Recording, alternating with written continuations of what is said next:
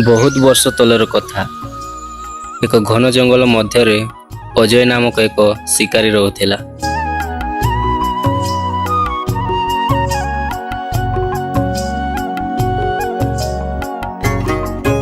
से नीति शिकार पाई जंगल को जाउथिला।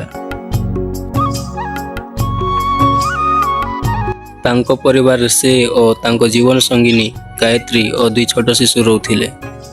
अजय संपूर्ण भावे शिकार उपरे निर्भर करी जीविका चलाउथिले, किंतु से बहुत बोका और अधैर्य थिले। शिकार करिवार शक्ति तांको ठारे अधिक नथिला।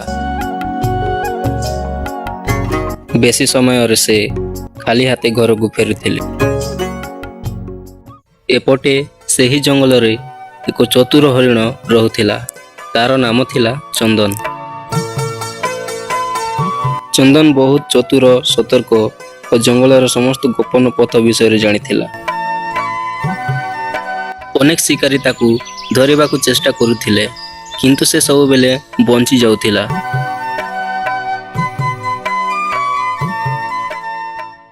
एक दिन अजय भल शिकार न पाइबारु तांको घरे तीव्र अभाव आसीगला। घरे चाउल, डाली और आलू मध्य नथिला।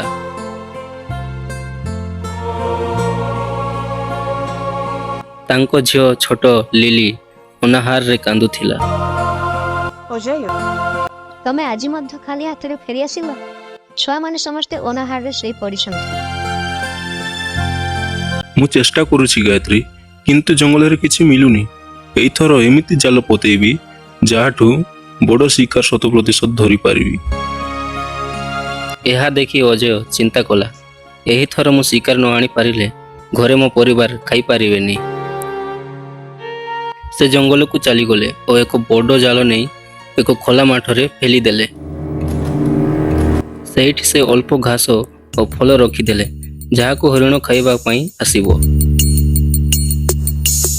तापरे गछ छाया रे लुचि अपेक्षा करिबाकू लागिले।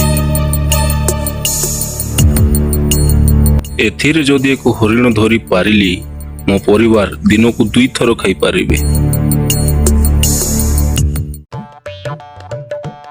एपटे चंदन दूरରୁ ताहा देखिला।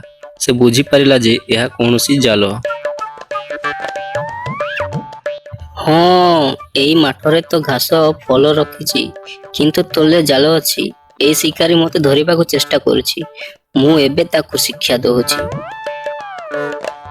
से चिंता कला।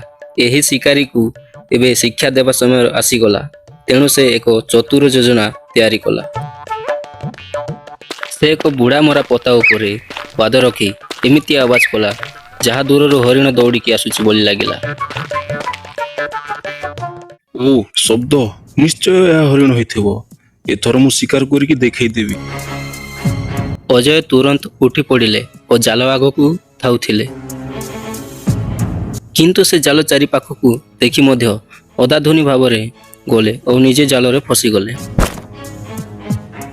चंदन दूर रे रही यही दृश्य देखि बहुत हसिला। से चित्कार कला, अजय भाई, शिकार करबा पूर्व चिंता करबा शिख, अन्यथा शिकारी नहे निजे शिकार हे पड़िबू। अनेक घंटा परे गाँ लोके आसी अजय को जालरू बाहर कले। से आज ठार शिकार बंद करी चाष करने को निष्पत्ति नेला। मु एबे शिकार काम छाड़ी चाष करिबी। जंतु माने मध्य जीव अटूट रखिबार अधिकार रखती। तांको परिवार मध्य खुशी हो गले, कारण से एबे नियमित रूपे खाई पारुथिले। पिला माने आमे ई कहानी रु कोन शिखिले?